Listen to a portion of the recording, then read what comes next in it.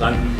I'm Stephen Bassett. I'm the Executive Director of Paradigm Research Group, which is not really a research organization and a group, but it was set up in 1996 to advocate for the resolution of the extraterrestrial question.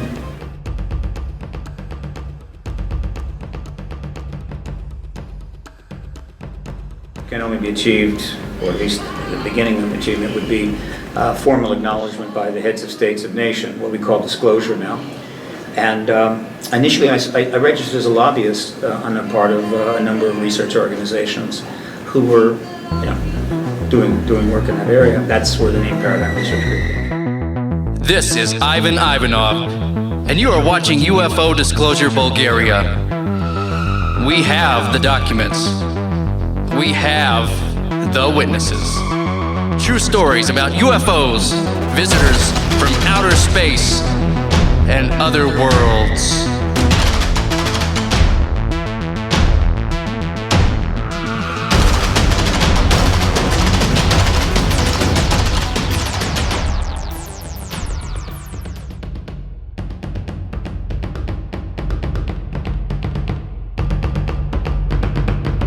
To ultimately lead to an announcement from the President of the United States or from another head of state.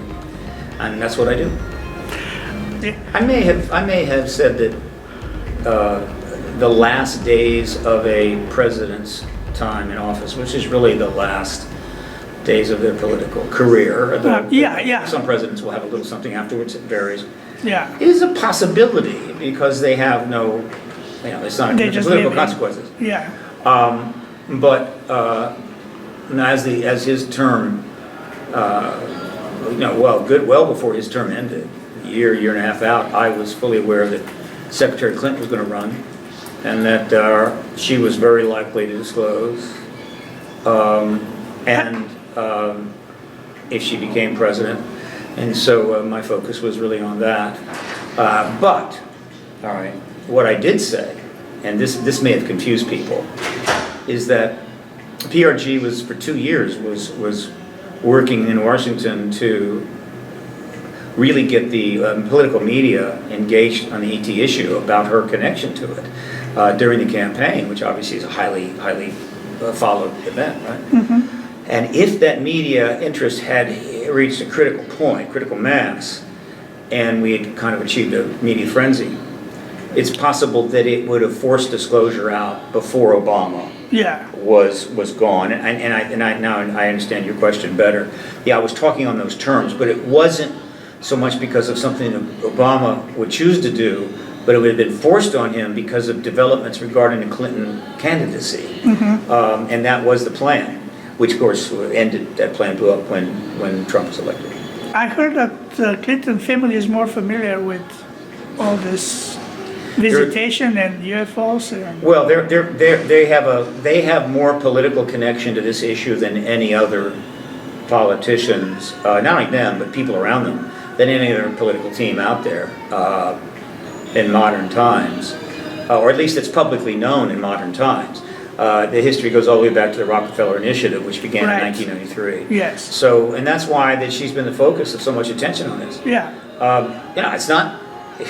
I don't think they want it. I think they would prefer to be able to totally control what is said about that regarding them. But the fact is that history arrived at their door in '93, and that was that.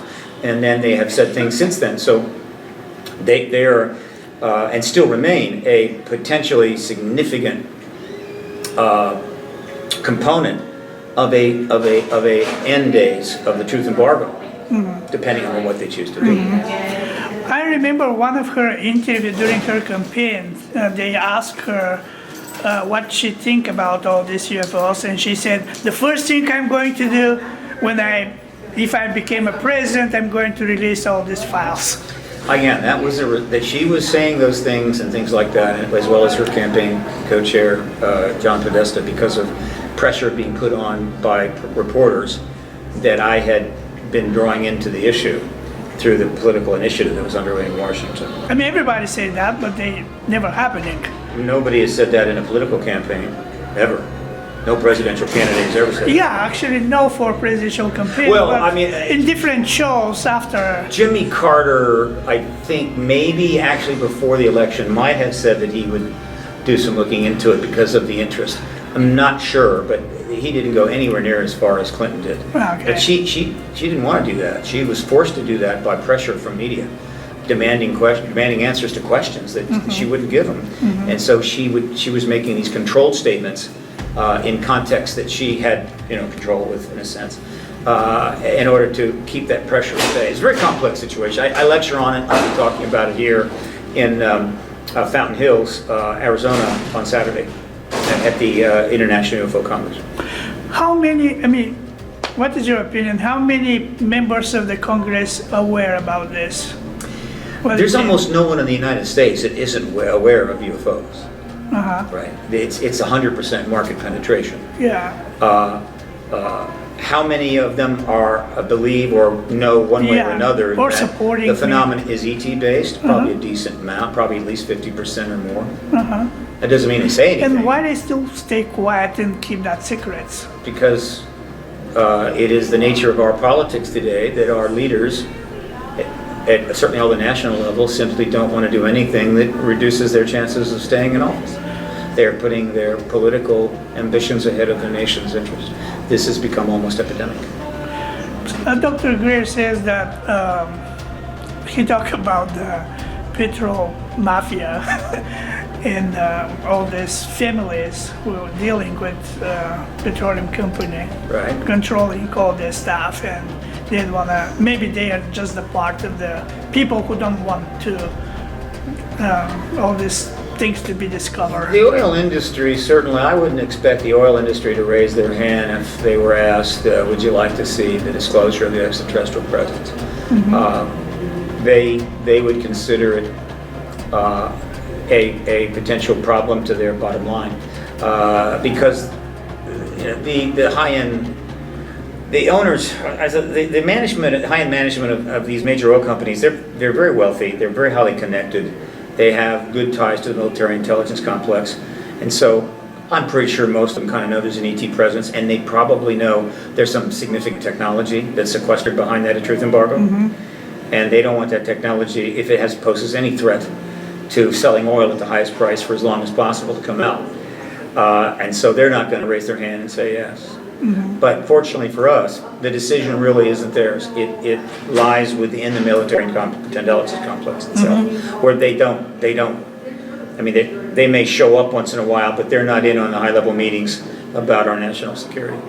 Do you know if really is there something like a government different from this government who rule the country? Government within a government. I don't like... Or maybe not exactly government, but some secret organization who... Again, I don't like that particular perspective. There is a massive amount of secrecy. Yeah. And it's conducted, there's secrecy involved in almost every federal agency, government, and even the Department of Agriculture. But the military intelligence complex is certainly now a massive repository of secret programs, documents, people. They classify everything, including the toilet paper, frankly. And so I like to refer to them as more like a secret empire. But it's not a second government. But it's increasingly independent of constitutional oversight. So in that sense, it's kind of a breakaway empire. My good friend and colleague Richard Dolan likes to use breakaway civilization. I won't go that far. To the extent that any of these ultra-secret programs impact our national policies, our relationship with other nations, then they are, in a sense, affecting government. And that's not good. What about MD-12? There was certainly a group that was assigned to manage the ET issue during the Truman administration, carried over into the Eisenhower administration. And I have a really good feeling that's what it was called. I think when the name came out, the name might have been mixed into some disinformation, but I think that name is probably the right name. They still exist? The management of the issue exists. Yes, yeah. I would doubt they call themselves that anymore. It would risk creating attention. Okay, and what you can reveal to the world about all this UFOs and secrecies and What can I reveal? yeah. Well, I mean, I mean, no, I speak all like the time. what you still not tell to the public about this. There is nothing I do not tell the public that I think is relevant to this.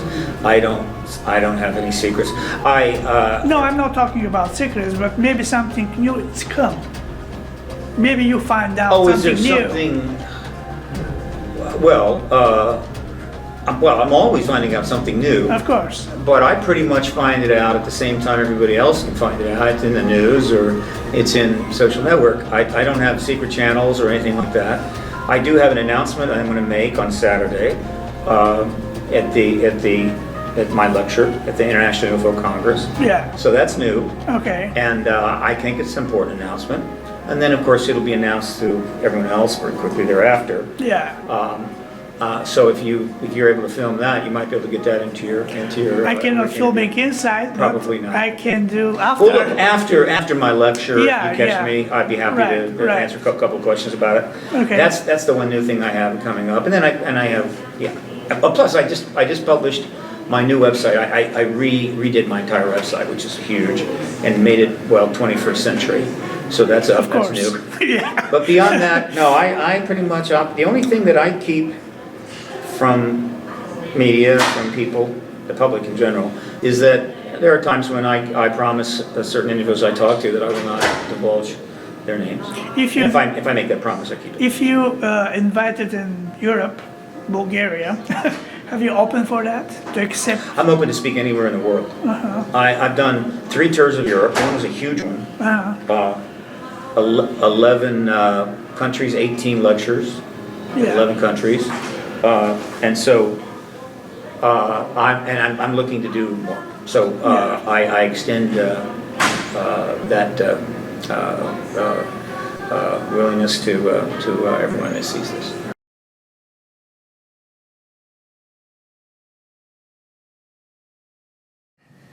Well, the presentation here at the International UFO Congress, Congress conference, was about the prospects of disclosure in 2018. And one of the most important developments is the emergence of a group called the To the Stars Academy that was put together by a wealthy musician and artist and researcher of the phenomena, Tom DeLonge.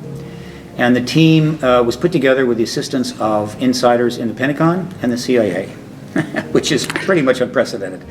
It Can we trust with that or not? Well, let's put it this way. Because I mean, you know who paid here for the music? Trust but verify, according to Ronald Reagan, right? Trust but verify. Okay. So far, I'm comfortable with what I'm hearing. That's all I can say at this point.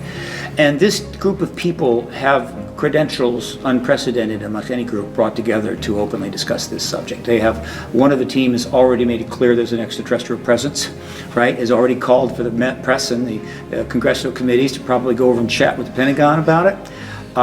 They've announced, they released for the first time information about a study that the Pentagon was kind of required to put together by Harry Reid of the U.S. Senate, and so forth. Robert Bigelow has now come out now several times. He's clearly involved. He's a billionaire. So this team, as near as I can tell, has 2 functions. One, to advance the disclosure process, perhaps with a pace that they have in mind, but you know how it works out in real history. Your pace may not be history's pace. And also to basically show that the people inside are not bad guys. They're not bad men and women. They're good people. They had national security restrictions, but now they're trying to help out without breaking the law, without violating non-disclosure agreements. And they're doing a pretty good job of that. And I absolutely expected nothing less. I'm on the Pentagon. If I've been working my whole life for national security, I don't want to be seen as an evildoer. Particularly if disclosure takes place and everybody wants to know why we did not make any effort to help the people. Well, they couldn't, really. It's a political problem, and the politics in America is now dysfunctional. So this is an important development. There are other developments. There's much more to come. The release of the first gun camera footage in history was a milestone. At this pace, knowing what I know about the media and where they're at, things could pretty much break wide open later this year. The political situation, of course, is very chaotic. I don't know how that will work out, but so disclosure this year is certainly possible. Also because as this becomes more potentially a reality, another nation might step in and say, okay, it's time, and they'll do it, and they'll make the announcement to their people. So Disclosure 2018, that's the theme of my conferences. The other thing that happened today is very important for me and to me, is that PRG, Paradigm Research Group, announced that it has entered into a film partnership with Never Ending Light Productions. And we're going to make a documentary. It's called Disclosure. It's going to be a political doc. It's going to cover the history of the political aspects of this issue since March 29 of 1993 and November the 8th of 2016, that election. It's going to involve interviews with many, many researchers involved in the Rockefeller Initiative, journalists involved in the political initiative that occurred during the campaign, possibly some interviews with some people from the National Institute of Discovery Sciences, and of course, ultimately, assuming they become convinced that they need to, the former President of the United States, Bill Clinton, Secretary Hillary Clinton, George Stephanopoulos, Al Gore, Webster Hubbell, Leon Panetta, all the people attached to the Clinton team during the Rockefeller Initiative. If that happens, we have a major documentary. Now, the goal of this project is not to just make a documentary. We intend to put that documentary in a couple thousand theaters. We're going to make this a theatrical release so that this issue will finally get the kind of gravitas and appropriate attention it deserves. The model is Fahrenheit 9/11, which is a political documentary that was very important to a lot of people because the issues had implications for them, not just some narrow niche documentary about a particular issue. And of course, the ET issue is about as global as it could be. And Fahrenheit 9/11 is the second highest grossing documentary in history at $122 million. And so we are using that as our benchmark to create a documentary that will have that kind of appeal to people, that they really feel they need to see it because they know something very important is going on and they want to be part of it. And you sure that all these politicians, they're going to talk like Clintons and other people? No, I'm not sure. We're not going to approach them right away. We're going to approach them when this documentary is well along the way and we have nice trailers out. Yeah. And our message to them, well, you can tell your story here, yeah, or we'll tell it for you. Yeah. Why are they scared to talk about this?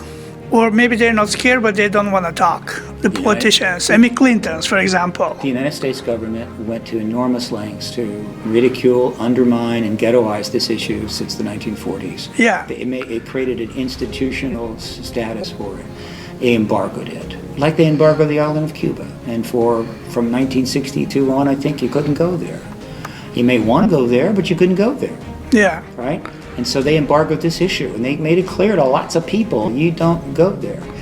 And they were able to institutionalize it to the point where the academics, the major media, and the politicians would go, this thing is tainted, we won't want to touch it. Now, that is not the way to run a constitutional republic or a democratic country. It's not the way to operate if you have the kind of constitution we have. But that's what they're doing. And there are consequences for the nation by this, and we never want it to happen again, where the government basically says there's a whole bunch of important stuff out there, it doesn't exist, and don't ask about it. That never should happen again in America. We'll see. Yesterday I watched a presentation of Linda Walton. She talked about, she showed up documents about conversation between President Reagan and CIA agent. I think you're talking about Linda Moulton Howe? Yeah. Yeah, Linda Moulton Howe. Yes. Yeah, yesterday. I mean, yeah. And that probably never will be in the public until yesterday. Well, this was because I delivered, heard for the first time yesterday. This was kind of delivered in the hands of somebody. It may or may not be a actual representation of that conversation. It might, but it's not out of the question, right? So it's part of this vast evidentiary matrix we have that is filled with, unfortunately, misinformations and mistakes and what have you. But based on what we know, that dialogue between the agent and Reagan is certainly plausible. And if true, it just goes to show that, again, we had decades and decades of people knowing but not talking. I think he was one of the presidents who actually has a personal experience with UFO. He had several sightings. Yeah, so Jimmy Carter had a sighting. I think it's completely possible that conversation to. But Reagan was the kind of man. You know, he was. If you review his administration, he's the kind of man. Look, I got people that do stuff, and that's their job. And so I imagine if they briefed him on the ET action, his attitude would have been, okay, look, you people are the national security people. You know what should happen, and I'm trusting you to take care of it, and you let me know what you want me to do. And obviously they didn't really want him to get into it, though he did mention the ET issue a number of times to their consternation. That's just kind of the way he governed. He governed by strong delegation. Yeah. That's fine. And also the time. It was before the end of the Cold War, right? And Yeah. the idea of coming out with the ET, no one wanted that. And Reagan certainly would have understood any urgency, any statement from the military intelligence complex. You know, Ron, we can't get this out now. Too dangerous. We're still faced off with the Soviets with thousands of missiles, and so he wouldn't have said anything that would be a threat to the truth embargo. I mean, Cold War is a fact, but also can be a very good excuse for politicians to keep secrets. Of course. Yeah. And what was in my mind? Take your time. Don't hurry. Oh, I remember.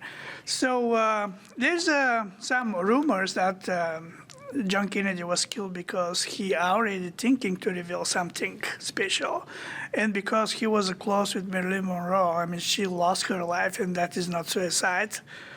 Yeah, this is one of the many countless theories that are out there about the history of this issue. Has a bit of substance to it. Hasn't been established. Hasn't been proven. You don't have any evidence, No. information about this. There's enough there that it would be maybe nice if some well-funded investigation teams were to go and maybe try to dig deeper, though many have looked at the Marilyn Monroe thing. In terms of Kennedy, until after the truth embargo and more of the records regarding Kennedy are released, we will not know what was really going on. But I know enough about the history of the time to know that it's impossible that Kennedy did not know something was going on. Now, how much the government told him, I don't know. Did he decide to make a substantial move there and inform insiders of that? Very possible. He was a visionary guy. All this is possible. But you know how the way it is, theories become fact in the internet. And that conversion from theory to fact, unfortunately, is not that easy. And we need to have more facts and less theories. Most of the people like to believe in science fiction theories and conspiracy, and someday someone supposed to say if that was or not was. And in many things we'll never know, believe me. A great deal of history we don't know. It happened, and we'll never know. That's the way it is, and a lot of the history of the 20th century will probably not be known. It's a lot of stuff there. A lot of things are done privately, and because it's deep. that. Because it's deep cover, or For a lot of reasons. It's just history is a vast ocean moving forward. Ocean currents. You just can't follow it all. But Kennedy, because he was assassinated, I think it's important for us to know everything possible about his administration and what was going on and the assassination. And not surprisingly, they've underdone that. There's so many potential oxes to be gored, so many people get hurt. And so as a result, when it comes to those kinds of things, they always under-investigate.